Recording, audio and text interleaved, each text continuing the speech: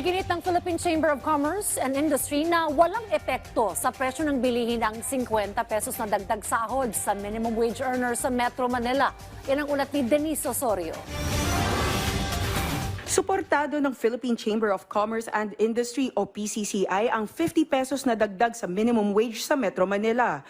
Ayon kay PCCI Honorary Chairperson Sergio Ortiz Luis Jr., bagamat may pangambang epekto ito sa maliliit na negosyo, buo ang kanilang suporta dito. Well, number one, yung lumabas basta regional wage board,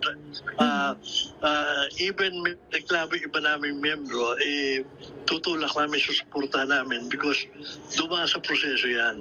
Tsaka kinusida nila yung inflation, yung employment, kinusida nila. So, you should respect that. Inaasahan naman ni Ortiz Luis na hindi ito magdudulot ng pagtaas sa presyo ng bilihin. That is why we rely on the regional wage board to determine ano yung tamang amount. Medyo nasa high-end yan, pinakamataas na binigay yan. So we hope na kaya ng mga nakakaraan ginagawa nila, hindi calibrated yan para walang epekto.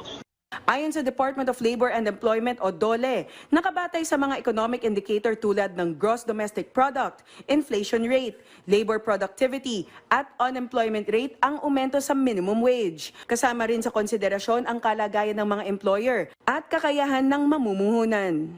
Sa ilalim ng Wage Order No. 26 ng NCR Regional Tripartite Wages and Productivity Board, magiging 695 ang daily minimum wage para sa non-agriculture sector.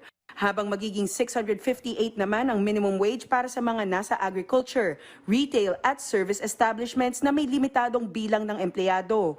Aabot sa mahigit 1 milyong manggagawa ang inaasahang makikinabang sa bagong wage hike sa NCR.